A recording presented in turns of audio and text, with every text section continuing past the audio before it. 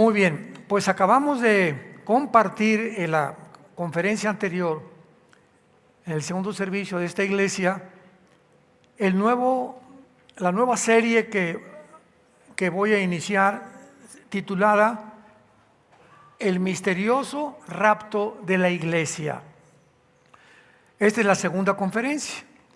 Y hemos visto en la primera conferencia rápidamente la cantidad de controversias, de barbaridades, así lo puedo definir yo y calificar, que se han mencionado acerca del rapto de la iglesia.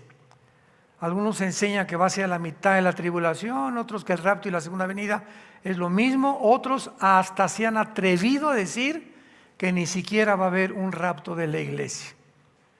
Otros dicen que es una doctrina nueva que comenzó hace 2 siglos.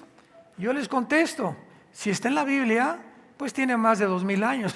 O sea, que se haya comenzado a enseñar hace 200 siglos, o que el Espíritu Santo haya considerado de que era necesario ya abocarnos a esta doctrina por estar en los tiempos finales, es otra cosa. Pero que no salgan que por favor es una doctrina nueva, porque si está en la Biblia no es nueva, está en la Biblia, y lo que está en la Biblia es la verdad.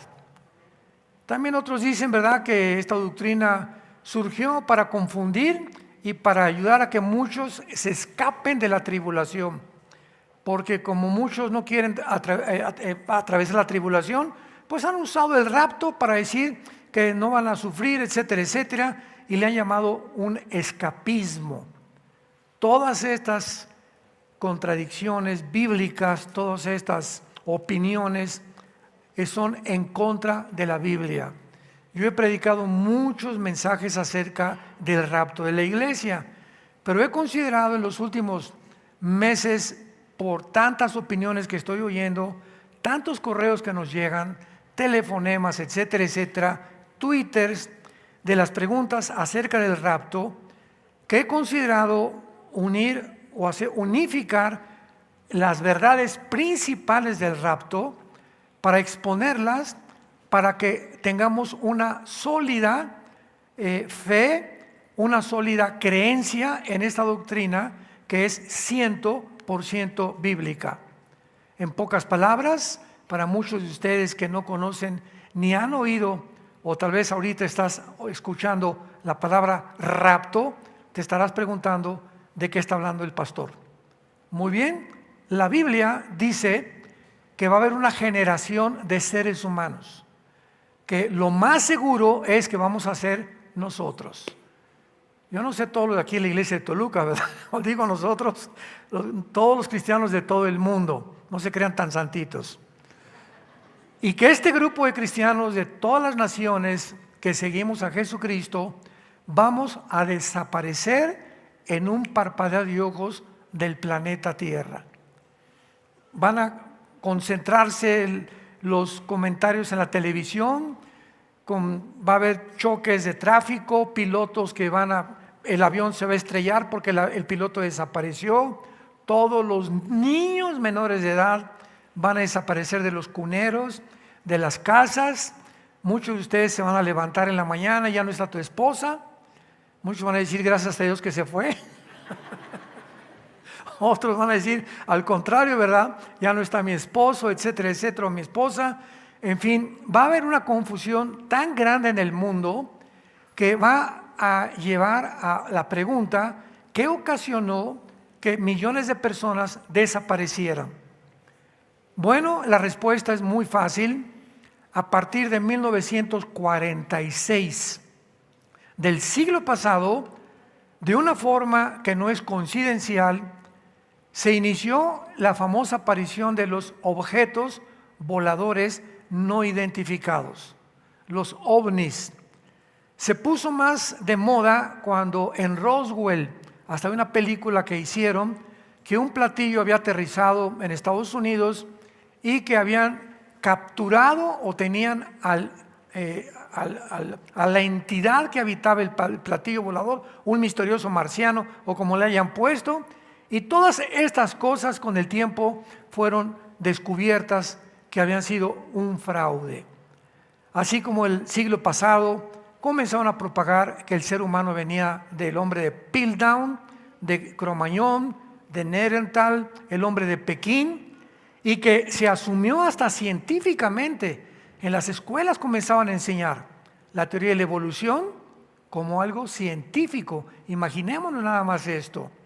Más tarde se descubrió que el hueso que supuestamente era de un hombre era de un puerco o era de un jabalí.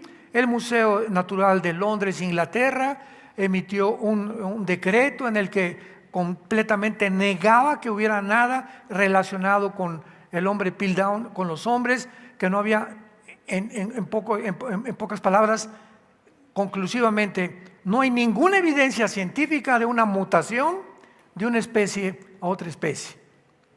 No hay una prueba que un perro se convierta en un gato en un loro, una ballena en un delfín, una jirafa en un rinoceronte, un burro en una yegua o en otro animal. No hay absolutamente ninguna evidencia científica de una mutación de una especie a otra especie. Luego en 1954 se descubre la molécula del ADN y la teoría de la evolución se derrumba completamente, se hace pedazos en el suelo. Cuando se descubre que tenemos un código, las hormigas tienen un código, las cucarachas tienen un código, un chip, vamos a ponerle un chip, las hormigas, los ratones, los conejos, los jabalíes, el león, otro, todo tiene un chip, las aves, los peces, un chip que les dice cómo comportarse, cómo reaccionar de una manera diferente. ¿Cómo creen ustedes que las abejas puedan haber construido un hexágono en sus panales que geométricamente es el espacio más grande que puede existir dentro de la geometría? ¿Quién les dijo a las abejas eso? Ve un nido de hormiguitas. ¿Quién le dice a la hormiguita? Ponte a pensar, ese pedacito de piedrita que lleva de polvo, ¿quién le dice que tiene que caminar y ponerlo exactamente en el lugar adecuado para que todas construyan un nido o una cueva o como se llame? ¿Quién las organiza? ¿Quién les da las órdenes? ¿Cómo puede haber tal coordinación y tal maravilla en el mundo microscópico de que las células de nuestro cuerpo, los átomos, los neutrones, y todo lo que está alrededor en el mundo inmaterial, quién le da esa velocidad a esas partículas atómicas? ¿Cómo puede haber un sistema en el universo que todo lo sostenga, que la Tierra no pierda su velocidad de 24 horas sobre su eje y alrededor del Sol en 365 días? Vemos en todo absolutamente una creación de una mente inteligente. Imposible que seamos la evolución de los animales. Y finalmente el ser humano es la única criatura. Es la única criatura del universo. Ni los pájaros, ni las bestias del campo, ni tampoco los insectos, todos tienen un chip, menos nosotros. A nosotros nos dio Dios la libertad de que tú escojas y determines este camino o este camino. No estamos programados ni autodeterminados en la vida, como lo están los animales, y por eso no pueden ser juzgados los animales cuando un león mata a un conejo o mata a un jabalí. Y cuando un tiburón mata a los demás peces, porque es la ley de la sobrevivencia. Pero nosotros los seres humanos, Dios nos dio, no nos puso un chip, no nos programó, nos dejó para que nosotros tuviéramos la característica más grande que tiene el ser humano, que es el libre albedrío. La facultad de que tú escojas el cielo o el infierno, que escojas vivir como un palestino, ¿verdad? Completamente animal, como un animal, matar gente, robar gente, extorsionar gente, defraudar, divorciarte, hacer lo que te dé la gana, engañar a tu esposa, engañar a tu esposo. Tú puedes tomar la decisión que quieras, pero Dios va a juzgarte, tarde o temprano. Y en el rapto de la iglesia, cuando seamos sacados, vamos a estar enfrente de Cristo en el cielo, durante 7 años, mientras aquí en la tierra pasan 7 años de la maldición más grande, de la maldad más grande, desbordada, sin que ya nadie detenga la maldad de los demonios, los ángeles caídos y Satanás operando e influenciando a los seres humanos a matarse unos a otros. Con los 21 juicios de Dios que están en el libro del Apocalipsis. Y vimos que el rapto, los 3 pasajes que hablan del rapto es 1 Tesalonicenses 4, si los quieres apuntar, del 16 al 17, 1 de Tesalonicenses 4, 16 y 17, 1 Corintios 15, 51 al 53, y el Evangelio de Juan 14, del 1 al 3. Esto es una breve resumen de lo que vimos hace una hora en el estudio anterior. Muy bien, abran sus Biblias. Siempre he dicho que los que traen la Biblia son los que se van a ir en el rapto. Ya a estas alturas, como está el mundo, venir a la iglesia sin la Biblia, a un estudio sin Biblia, ya no se puede hablar más acerca, al respecto de lo terrible que sucederá. En Apocalipsis capítulo 3 vamos a ver y vamos a comenzar a demostrar por qué la iglesia no va a atravesar la tribulación. No es por escapismo, no es porque no esté en la Biblia, simplemente es por causa del carácter de Dios. Y cuando nos enfrentamos al carácter de Dios, que lo que Él hace y lo que Él ha hecho, Él lo va a repetir siempre con su pueblo, podemos entonces de una forma más sólida tener bases más concretas acerca de lo que estamos desarrollando. En Apocalipsis 3, versículo 10, dice la Biblia: por cuanto has guardado la palabra de mi paciencia, yo también te guardaré de la hora de la prueba. De la hora de prueba que ha de venir sobre el mundo, no sobre la iglesia, sobre el mundo entero, para probar a los que moran sobre la tierra. Muy bien. Este versículo, hay personas que se han atrevido a decir, desde luego, los que no creen en el rapto, que cuando dice, te guardaré de la prueba, Dios no va a sacar del mundo a millones de cristianos, sino que simplemente van a pasar la tribulación, pero nos va a proteger de las pestes, de las erupciones volcánicas, de los terremotos, de la persecución del anticristo, etcétera, etcétera. Todas estas cosas contradicen la Biblia, porque en el Apocalipsis encontramos ya nada más en el 5º sello las almas de los mártires muertos por el anticristo. En Apocalipsis 7 encontramos a miles de seres humanos de toda tribu, de toda nación en el cielo, y le pregunta Juan a uno de los ancianos en el cielo y a los ángeles, ¿quiénes son estos? Y le contesta en Apocalipsis 7, han salido de la gran tribulación. Entonces, esto de que Dios nos va a guardar y proteger, al contrario, los que se conviertan en el tiempo de la tribulación, la mayoría morirán como mártires. Y esta es la maravillosa promesa que Dios le hace a la iglesia de Filadelfia.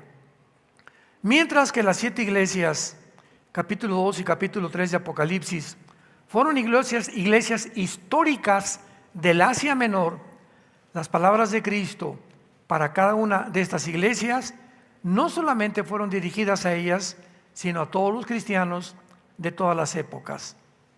¿Cómo sabemos que los mensajes a las 7 iglesias de Apocalipsis 2 y Apocalipsis 3 no solamente eran para las 7 iglesias de aquel tiempo que territorialmente ocupaban geográficamente lo que es ahora Turquía?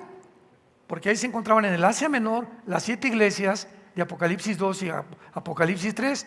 Lo sabemos porque después de cada instrucción que Cristo le da a las iglesias en Apocalipsis 2 y Apocalipsis 3, dice por ejemplo el capítulo 2, versículo 7 de Apocalipsis, el que tenga oído, oiga lo que el Espíritu dice a las las plural iglesias. O sea, está en plural, por lo que sus palabras fueron dirigidas a las iglesias de toda la historia. Ahora vemos también los artículos en el original griego, los verbos, que es importantísimo para poder establecer una doctrina hermenéuticamente, que dice: te guardaré, Apocalipsis 3:10, regresamos, de la hora de la prueba.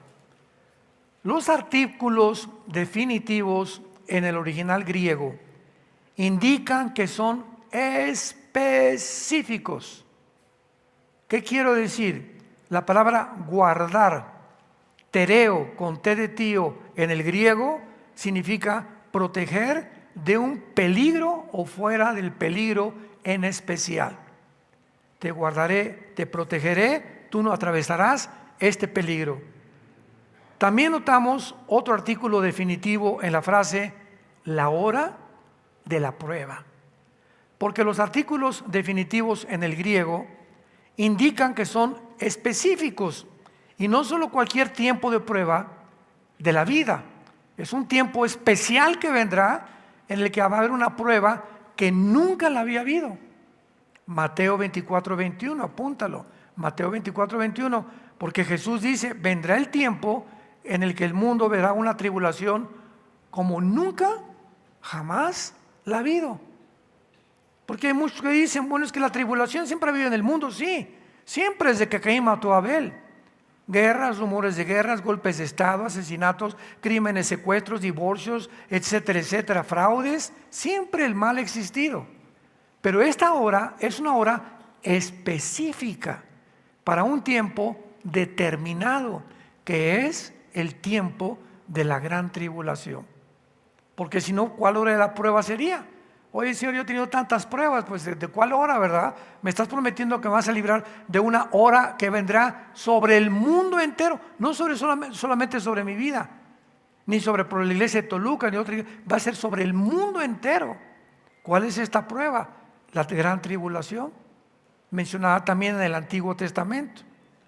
Ahora veamos en el Antiguo Testamento este tiempo que se menciona como una hora de una prueba que va a venir sobre el mundo entero para probar.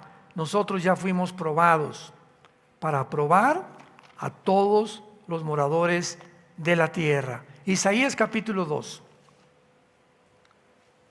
Y veamos también que todos estos versículos que vamos a leer, que hablan de la tribulación, en el Antiguo Testamento se usa la frase la ira de Dios, el gran día de Jehová, el día del ardor de la ira de Dios. Todas estas frases siempre en el Antiguo Testamento siempre se refieren a la tribulación de Israel. Nunca jamás encontramos en el Antiguo Testamento la tribulación de la iglesia. Este es otro punto muy sólido para demostrar. Isaías 2, del 10 al 12. Métete en la peña, escóndete en el polvo de la presencia temible de Jehová y del resplandor de su majestad. La altivez de los ojos del hombre será abatida, y la soberbia de los hombres será humillada. Y Jehová solo será exaltado en aquel día, porque el día de Jehová de los ejércitos vendrá sobre todo soberbio y será abatido. Rápidamente lo comparamos con Apocalipsis 6, en el quinto sello, sexto sello, versículo 14.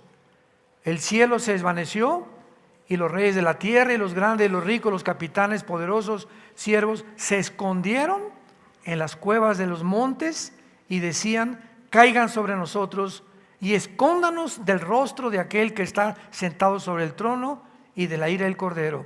Apocalipsis 6, 16. Porque el gran día de su ira ha llegado, y ¿quién podrá sostenerse en pie? Lo que Isaías 700 años antes de Juan Juan escribió 700 años después del profeta Isaías el Apocalipsis. Lo que Isaías profetizó y describió como la tribulación, Juan lo corrobora en el 6º sello del juicio de Dios sobre el mundo entero. Sigamos ahí en Isaías 2, versículo 17 al 21. La altivez del hombre será abatida, la soberbia de los hombres será humillada, y solo Jehová será exaltado en aquel día. Quitará totalmente los ídolos y se meterán en las cavernas de las peñas, lo que vimos en el 6º sello, por la presencia temible de Jehová y por el resplandor de su majestad, cuando Él se levante para castigar a la tierra. Estamos en el siglo XXI, año 2024, Dios todavía no castiga al mundo. Dios es paciente, no queriendo que nadie se pierda, sino que tú procedas a arrepentirte. A muchos de ustedes Dios no los ha castigado, Dios, ni te han venido cosas terribles a tu vida, porque Dios es paciente a que tú te arrepientas. Pero llegó un momento cuando el ser humano individual y de una forma masiva, Dios sabe que tú ya nunca vas a voltear los ojos a Cristo, y entonces Dios, ¿qué va a hacer? Te va a empujar. ¿Querías dinero? Muy bien, te voy a empujar para que te hagas millonario. Pero cuando te hagas millonario, vas a descubrir que lo que tienes, yo no lo voy a bendecir. Se convertirá el dinero en una maldición en tu vida. ¿Querías seguir siendo homosexual? No hay ningún problema, de aquí vas a brincar al transgénero, y cuando comiences a degenerar tu vida y tu cuerpo y comiences a luchar con tu mente, etcétera, etcétera, va a llegar el momento que te van a tener que internar, te vas a suicidar o vas a vivir toda tu vida infeliz por haberme negado la forma como yo te crié, hombre y mujer. ¿No le quieres ser fiel a tu esposa? No hay ningún problema. ¿Quieres seguir siendo un adúltero? ¿Quieres seguir arruinando la vida de tus hijos y la vida, porque sobre tu negocio viene también la maldición? No hay problema, yo te empujo. Te he hablado 4 veces, Pancho, y no has querido hacerme caso. Pues te voy a empujar para que te hundas más rápidamente. Cuando Dios abandona a un ser humano, a una familia, o a una ciudad, o al mundo entero, y Dios les dice, hagan lo que les da la gana, es el terrible juicio de Dios. No hay juicio más trágico que dejar que te abandone Dios y que te diga, no me vuelvo a molestar con tu vida. Haz lo que quieras. Nos encontramos en el día del juicio. Ahí me darás cuentas de la responsabilidad y el libre albedrío que yo te di. Veamos ahora el libro de Sofonías. Sofonías también en el Antiguo Testamento. Y vamos a ver en este libro maravilloso de Sofonías, en el capítulo, vamos a comenzar en el capítulo 1 de Sofonías. No le vais a encontrar cerca de Génesis, está después de Habacuc y antes de Ageo, ya casi en los últimos libros del Antiguo Testamento. Sofonías 1 dice así, del 14 al 18. Cercano está el día grande de Jehová, cercano muy próximo, es amarga la voz del día de Jehová. Gritará allí el valiente, día de ira aquel día, día de angustia y de aprieto, día de alboroto y de asolamiento, día de tinieblas y de oscuridad, día de nublado y de entrenecimiento, día de trompeta y de algaraza sobre las ciudades fortificadas y sobre las altas torres. Sofonías claramente nos muestra que este día se llama el día grande de Jehová, día de ira, de angustia, de alboroto, de tinieblas, de oscuridad y de nublado. Y en ninguna parte encontramos nosotros que la iglesia pueda ser mencionada. Ahora, muy bien, cuando nosotros estudiamos que la única manera de ser librados, de estos terribles juicios será mediante el rapto de la iglesia anticipadamente, y los que hayan sido sellados por Dios en la tribulación. Son los únicos que van a escapar. Los que antes que comience la tribulación y el anticristo se manifieste, salgamos del mundo, y los que se quedan los seres humanos que se quedan, solamente 144,000, Apocalipsis 7. Judíos étnicos, 12,000 de cada tribu, van a ser sellados para que no puedan ser alcanzados por el anticristo hasta el final de la tribulación. Veamos rápidamente esta verdad en Apocalipsis 7, y dice así, versículo 2: vi otro ángel que subía de donde sale el sol, y tenía el sello del Dios vivo, y clamó a gran voz a los 4 ángeles, a quienes se les había dado el poder de hacer daño a la tierra y al mar, diciendo: no hagan daño a la tierra, ni al mar, ni a los árboles, hasta que hayamos sellado en sus frentes a los siervos de nuestro Dios. En la tribulación, 144,000 judíos que tomarán el lugar que la iglesia perdió, porque la iglesia terminará en apostasía. Y cuando dice Mateo 24, y será predicado el evangelio, y entonces vendrá el fin es el final de Israel. La iglesia no va a acabar con la evangelización del mundo. La iglesia va a terminar igual que terminó Israel en la apostasía. Y Dios tendrá que regresar otra vez a Israel, meterlos a la cancha, y en lugar de las Chivas les va a enfrentar a los Tigres, como en un partido de fútbol. Ya México perdió, pues ahora meto otro equipo para que pueda yo, que he venido entrenando a 144,000 judíos, para que ellos se encarguen de evangelizar finalmente el mundo, junto con los 2 testigos de Apocalipsis capítulo 11. Me van siguiendo poco a poco cómo está la cronología y cómo los eventos se van sucesivamente acomodando uno detrás del otro. Esto es muy importante para una perspectiva más amplia de la tribulación y del rapto de la iglesia. Ahora vamos al Nuevo Testamento y veamos también claramente que los que se conviertan en el libro de Apocalipsis en la tribulación sufrirán la persecución y la muerte durante este periodo de tiempo. Apocalipsis 6, del 9 al 11. Cuando abrió el 5º sello, vi bajo el altar las almas de los que habían sido muertos por causa de la palabra de Dios y por el testimonio que tenían. Y clamaban a gran voz allá en el cielo, diciendo: ¿hasta cuándo, Dios? O sea, estaban hablando con Dios. ¿Hasta cuándo, Señor, santo y verdadero, no juzgas y vengas nuestra sangre en los que moran en la tierra? Y se les dieron vestiduras blancas, y se les dijo que descansasen todavía un poco de tiempo, hasta que se completara el número de sus consiervos hermanos, que también habían de ser muertos como ellos. Estos son parte del grupo que estará en Apocalipsis 7, que salieron de la gran tribulación, que murieron. ¿Por qué? Por el testimonio y su fidelidad a Jesucristo. Vean ahora Apocalipsis 7, versículo 13. Entonces uno de los ancianos habló diciéndome: estos vestidos de ropas blancas, ¿quiénes son? ¿De dónde han venido? Yo le dije: Señor, tú lo sabes.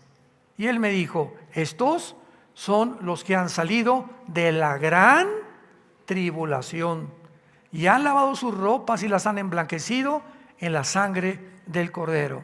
Apocalipsis 2, versículo 11.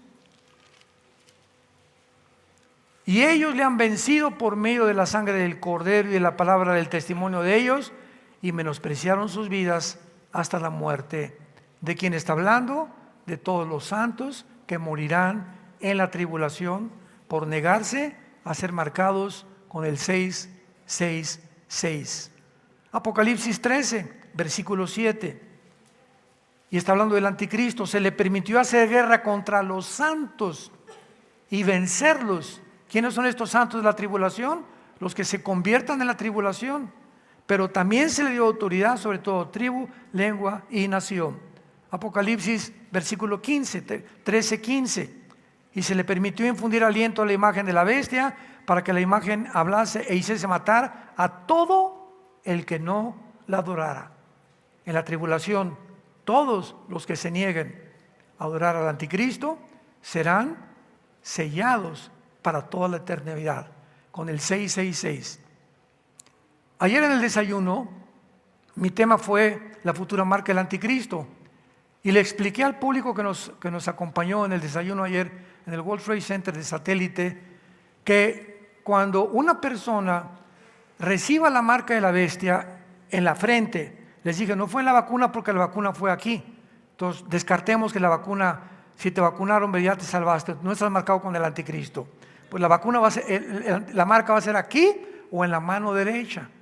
Esa es la marca del anticristo. Mientras no sea aquí o aquí, no ha sido la marca del anticristo. Te ponen un chip aquí para localizarte, o aquí en el ombligo, etcétera, etcétera. O si hay un lugar como Obama, quería el expresidente de Estados Unidos, que todas las personas trajeran un chip con la información de su seguro social, de sus resúmenes médicos, su dirección, cuentas de banco, etcétera, etcétera. Tampoco era la marca del anticristo. Tenemos que ser más bíblicos. Y además, para que la marca aparezca, pues tiene que aparecer el anticristo primero. Si no hay anticristo, no hay marca. Y nosotros no vamos a estar aquí. Eso es lo más lógico, ¿verdad? Pero cuando venga el anticristo, el que no vas a poder comprar, subirte al avión, ir a la tienda de abarrotes, ir a Oxxo, ir a esto, a comprar pantalones, no vas a poder hacer nada si no tienes la marca aquí y aquí. Y si no la tienes, te va a costar la decapitación. Apocalipsis 24. Porque el anticristo usará no la silla eléctrica ni tampoco el fusilamiento para poder matar a la gente. Usará la decapitación. Y la única religión en el mundo que usa la decapitación es el Islam. Y ya en el califato, en la serie pasada que acabo de terminar, lo dijimos claramente, ¿verdad? Que el anticristo surgirá de las filas del Islam. Si quieres todos los detalles, busca en YouTube la serie El Califato de los últimos días. Ahí explicamos claramente todo esto. Muy bien.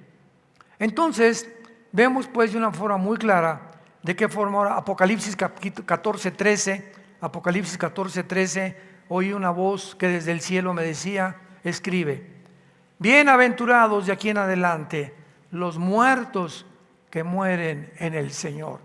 Ahí está todos los santos que durante la tribulación se van a convertir, pero todos morirán como mártires.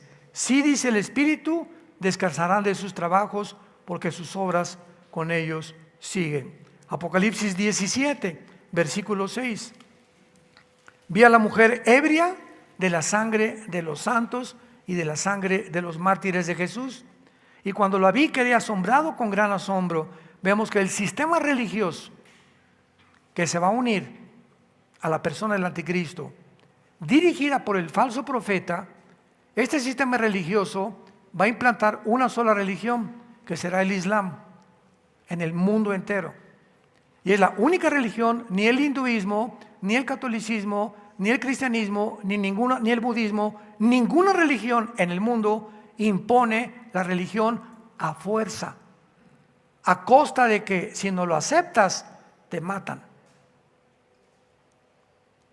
Tú puedes ser judío y regresar, pues te corre, ya no es judío, te corre tu familia. Que eres católico, tú eres cristiano, te van a dejar de hablar por un tiempo, te van a criticar, ya te fuiste a una secta, etcétera, etcétera, pero no te van a cortar la cabeza al llegar a tu casa. Pero en el tiempo del anticristo, si tú no aceptas el 666, vas a pagar con tu vida. Y no tenías por qué pagar con tu vida, porque Cristo te habla en esta tarde y te dice, ven a mí. Todos ustedes los que están trabajados y cargados, vengan, yo encuentra descanso en mi alma, por el amor de Dios. El mundo no va a mejorar, el mundo va a empeorar. Pero mientras más se empeora, más cerca estamos de que venga por nosotros. Ahora veamos también nosotros claramente, ¿verdad?, que la iglesia ya no se vuelve a mencionar hasta el Apocalipsis 22:16. Lo que el Espíritu dice a las iglesias es Jesús vuelve a recordar que el Apocalipsis es la revelación de su conocimiento a las iglesias. Pero del capítulo 4 de Apocalipsis al capítulo 19 de Apocalipsis no vuelve a aparecer la iglesia nunca. Esto es increíble porque la iglesia se usa 19 veces en los primeros 3 capítulos del Apocalipsis. 19 veces.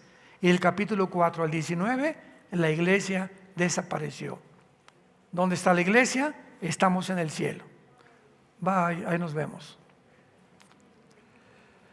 Ahora, veamos nosotros en la segunda carta a los tesalonicenses. Qué precioso y qué maravilloso es cristianos con la Biblia. Qué lindo. Qué importante es checar tus pasajes, leerlos tú, hacer notas, tomar notas. En la segunda carta a los tesalonicenses, capítulo 2, esta iglesia estaba atravesando un caos espiritual y bíblico al mismo tiempo, porque la iglesia de Tesalónica creían que ya se encontraban en la tribulación, en el día del Señor. Entonces Pablo ya les había dicho en la carta primera Tesalonicenses 4, 16 y 17, que el Señor mismo vendrá con voz de ángel, con voz de trompeta de Dios, y vendrá y arrebatará del mundo, y nos reuniremos con Cristo en las nubes con Él, para recibirlo para siempre con Él, para toda la eternidad.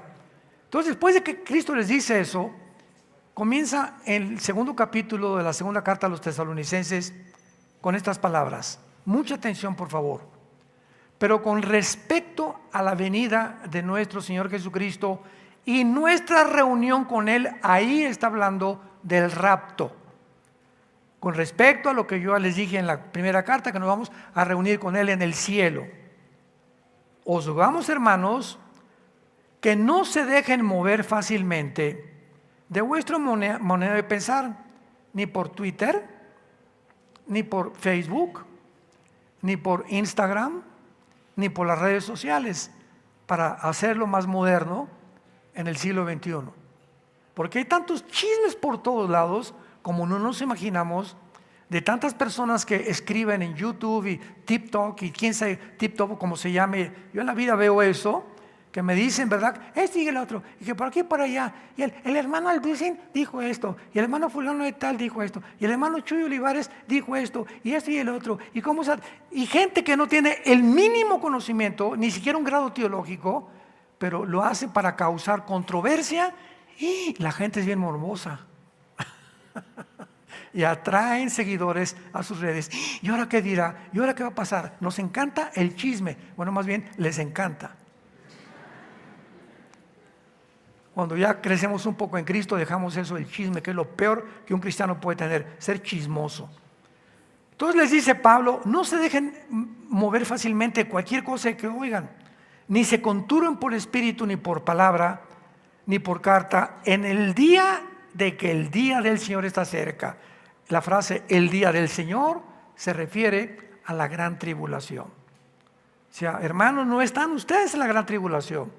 ¿Quién sabe quién les mandó un falso profeta, un falso apóstol, etcétera, etcétera? Pero ustedes no están en la tribulación. Y ahora Pablo les va a dar dos señales de que no están en la tribulación. Nadie los engañe, versículo 3, de ninguna manera. Porque no vendrá, o sea, no vendrá ¿qué cosa? La gran tribulación, el día del Señor, sin que antes venga la apostasía y se manifieste el hombre de perdición. O sea, les dice a los tesalonicenses, si ahorita la apostasía no ha venido, ni el anticristo se ha manifestado, ustedes no pueden estar en la tribulación. Y después dice el versículo 3, quien en ninguna manera, porque no vendrá sin que venga la apostasía, el hijo de perdición, el cual se opone, o sea, el anticristo, y se levanta contra todo lo que se llama Dios o es objeto de culto, tanto que se sienta en el templo de Dios como Dios, haciéndose pasar por Dios. ¿Qué no se acuerdan cuando yo estaba con ustedes que les decía todas estas cosas? Y ahora ustedes, atención, ahora ustedes saben lo que lo detiene a fin de que a su tiempo se manifieste. O sea, hay un poder en el mundo todavía ahorita que está impidiendo el surgimiento del anticristo. mientras la iglesia esté en el mundo, el anticristo no se puede manifestar. Y ese poder que está en la iglesia es el poder del Espíritu Santo. Entonces, cuando la iglesia salga, el Espíritu Santo seguirá operando en la tribulación, pero de otra manera como operó en el Antiguo Testamento. Pero lo que detiene ahorita la corrupción en tu casa, en tu oficina, en tu escuela, eres tú con tu testimonio, con tus convicciones, cuando se han dado cuenta que eres diferente a los demás. Que no ve las películas que todo el mundo ve, que no ve las conversaciones que todo el mundo oye, que vean cómo tratas a tus hijos, cómo tratas a tu esposa, etcétera, etcétera. Ese testimonio es la sal del mundo. Mateo 5, 13 y 14. Jesús nos dijo, ustedes son la sal. ¿Qué significa? Que nosotros mientras estemos en el mundo estamos evitando que se corrompa más el mundo de lo que ya se encuentra. Y si la maldad no se ha manifestado como un dique, como un tsunami en el mundo, es porque todavía hay cristianos que seguimos hablando, el movimiento LGTB no es de Dios, el homosexualismo no es de Dios, el aborto no es de Dios, este sistema de gobierno no es de Dios, y comenzamos a hablar y emitir, a pesar de que nos persigan, a pesar de lo que pueda pasar, mantenemos las convicciones, y mientras estemos enfrentándonos a una fuerza hostil que el mundo nos quiere jalar y ser como ellos, mientras los resistamos, estamos impidiendo que la maldad se desborde. El día que tú comienzas a leer pornografía, escúchame varón que me escuchas, le has abierto la puerta a la maldad para que los demonios se vengan sobre tus hijos y sobre todos los que tienen hijos menores de edad. El día que tú comienzas a tratar a tu esposa como una muchacha, que es un objeto, tómala y déjala, y no le das un respeto ni a la reina de tu casa, en ese momento la maldad en tu casa y en tu matrimonio y en tu familia se va a comenzar a desbordar sin que te des cuenta, y cuando te des cuenta, tu ministerio, tu familia está destruida. El momento en que nuestra oficina, nuestros empleados, en el bufete jurídico, en la clínica médica donde trabajas, en mi taller de carpintería, en de plomería, mis empleados y la gente no sepa que yo soy cristiano, ni a nadie le he dicho que soy cristiano, y mis empleados tienen 3 años conmigo y ni siquiera saben que soy cristiano, ¿sabes una cosa? La maldad se desbordará sobre tu trabajo y sobre tu oficio tarde o temprano. ¿Qué es lo que detiene ahorita? La maldad, nuestro testimonio. Porque Dios no nos ha dado espíritu de cobardía, sino de poder, de amor y dominio propio. Timoteo, te exhorto que no te avergüences del evangelio de Dios, que no te avergüences ante tu familia, ni ante tus amigos, ni ante tus amistades, porque Dios no nos ha dado un espíritu de cobardía. Y si tú ese espíritu no lo tienes, que va en contra de lo que el mundo te está jalando, no eres cristiano. Hechos 1:8. Y les daré poder cuando venga el Espíritu Santo sobre ustedes y me serán testigos. Desde que tú te convertiste te pregunto, ¿a quién le has dado testimonio del amor de Dios en la cruz? Comenzando con tu familia. No, pues no sé, hermano, tengo 4 años de cristiano y ahora que hago cuentas, revelas, pues no, les he dicho que Dios es bueno y que peace and love.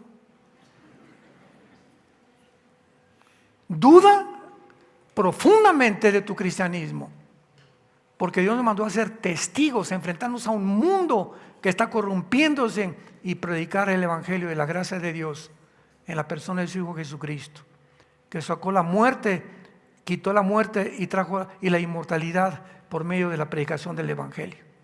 Se manifestó Jesucristo para quitar la muerte y podernos darnos la inmortalidad mediante la prédica de este mensaje. Así que entonces Pablo les dice, ustedes saben lo que lo detiene. Versículo 7. Porque ya está en acción, escuchen, el misterio de la maldad. Esta palabra iniquidad, a los que les interese, se tradujo iniquidad, es la palabra griega anomia, con A de Armando, anomia, que significa rebelión contra las leyes de Dios. Dios dijo, es hombre y mujer, el mundo dice, no es hombre, es mujer, no es mujer, es hombre. Dios dijo, velen por la vida, y la gente dice, no, no es así, podemos nosotros abortar. Al mes, a los 2 meses, etcétera, etcétera.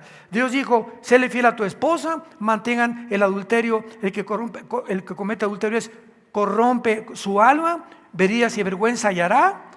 Y eso es lo que están haciendo. Entonces, cuando nosotros contradecimos esto, nos encontramos dentro de una dimensión que se llama la dimensión de la maldad, que está operando en el mundo de una forma invisible, sin que nos demos cuenta, tratándonos de alejarnos de Dios. Bueno, sí creo en la Biblia, ahí de vez en cuando. El viernes la leo un poquito más. El domingo ni la llevo a la iglesia. Y sin que te des cuenta, al alejarte de la Biblia es la palabra, es Cristo encarnado, es la palabra encarnada. Y cuando comienzas a alejar de la Biblia y de leerla, de memorizarla y de traerla y amarla y tomar y estudiar, etcétera, etcétera, sin que te des cuenta la maldad, como cuando entra la polilla a un mueble de madera. Yo hace mucho tiempo, cuando era misionero en la sierra entre Oaxaca y Guerrero, éramos muy pobres, comenzamos muy pobres. Teníamos un mueblecito que nos regalaron con 2 cajones para guardar nuestra ropa. Y un día llego con el mueble y le hago así, y así, ¡pum!, se cayó al suelo, lleno de polilla, no nos habíamos dado cuenta. Y así es el pecado, sin que te des cuenta, la maldad comienza el pecado sin que te des cuenta. Y de repente, cuando te das cuenta, ya no tienes poder para enfrentarte a la tentación, al adulterio, a la fornicación, al robo, al fraude, a la mentira. Sin que te des cuenta, tu vida se está desmoronando, tu carácter está hecho pedazos en el suelo por la maldad, que solo puede ser detenida cuando tienes convicciones firmes. Un varón, un hombre de Dios, es un hombre que tiene convicciones profundas y ama a su familia y a su matrimonio. Cuando no es eso, el misterio de iniquidad está operando de una forma intempestiva en tu vida. Y dice a continuación, para terminar, el apóstol Pablo, versículo 8, y entonces, ¿verdad?, cuando lo que lo detiene se ha quitado, entonces se manifestará aquel inicuo. Y se usa la misma palabra, anomos, aquel que va en contra de todas las leyes de la creación originales de Dios en la Biblia. Inicuo a quien el Señor matará con el espíritu de su boca y destruirá con el resplandor de su venida. Inicuo cuyo advenimiento es por obra de Satanás, con gran poder y señales y prodigios mentirosos, y con todo engaño de iniquidad para los que se pierden, por cuanto no recibieron el amor de la verdad para ser salvos. Por eso Dios les envía un poder engañoso para que crean la mentira, a fin de que sean condenados todos los que no creyeron la verdad, sino que se complacieron en la injusticia. Cuando tú rechazas la verdad, la tragedia más grande es que acabarás creyendo en cualquier otra cosa que no sea la verdad. Y la antítesis de la verdad, ¿qué es? La mentira. La antítesis del bien, ¿qué es? El mal.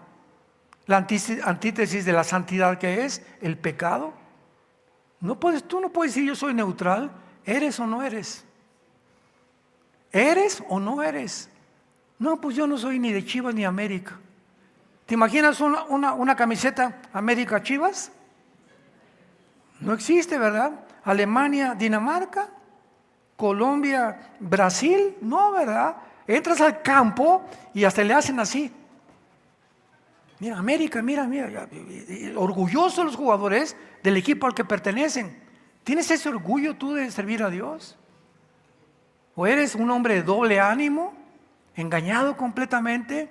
¿Eres en la iglesia, tienes cara de San Camilo aquí en la iglesia el domingo y pareces un cocodrilo salido del lago de Texcoco entre semana con tu familia? En tu oficina eres una persona, en la iglesia eres otra, con tu familia eres otra persona. Cuando tú tienes 3 máscaras, me pongo una en la oficina con mis amigos, otra en mi casa y otra en la iglesia, se llama esquizofrenia. Y esa esquizofrenia es el producto de tu maldad, de tu falta de convicciones. Y cuando hay la palabra esquizofrenia significa mente dividida.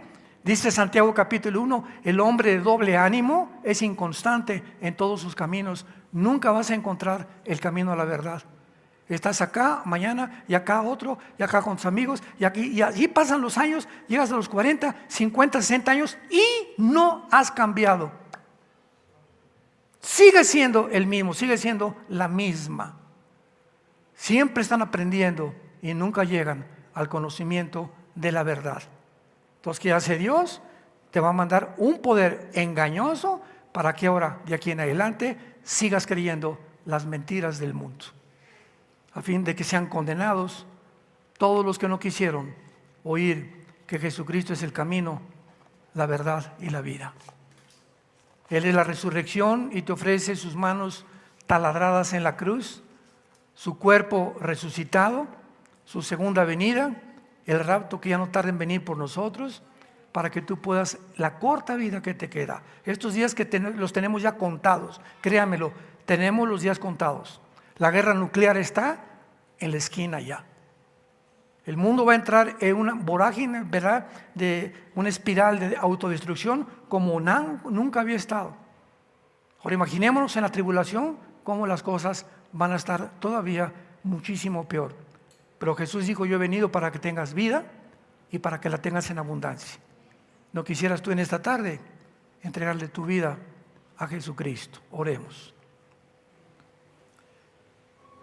Te damos gracias, Padre y Dios de Jesucristo nuestro Señor, por habernos hecho renacer para una esperanza viva, por medio de la resurrección de Jesucristo entre los muertos, para una herencia incorruptible reservada para nosotros en los cielos, que somos guardados por el poder de Dios, mientras nos mantengamos creyendo y actuando como tú quieres que vivamos, porque somos protegidos por tu poder mediante la fe. Gracias por tan grande salvación, Señor, porque pronto, muy pronto, Señor, tal vez más pronto de lo que nos podemos imaginar, estaremos contigo. Tú secarás nuestras lágrimas, ya no habrá tristeza ni dolor, ni muerte, porque las primeras cosas pasaron. Crearás cielos nuevos y nueva tierra. Darás recompensas a todos los cristianos que fueron fieles hasta la muerte y que vivieron para ti, que amaron tu obra, que promovieron tu obra y que te sirvieron en espíritu y en verdad. Si tú en esta mañana, o ustedes que nos ven por la televisión, no tienes a Jesucristo en tu vida, dile estas palabras.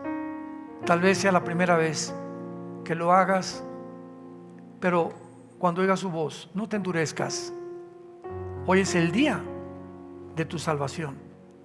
Este es el día que Dios escogió para hablarte y traerte al conocimiento de la verdad. Dile, Señor, te pido perdón por mis pecados. Creo que me encuentro en un camino equivocado, lejos de ti. Perdóname porque soy un pecador. Pero creo que en esa cruz tu Hijo pagó con su sangre por todos mis pecados pasados y que fue crucificado, enterrado y resucitado a los 3 días. Y porque creo que vives, Señor Jesús, te pido en este instante que entres a mi vida como mi Señor y mi Salvador.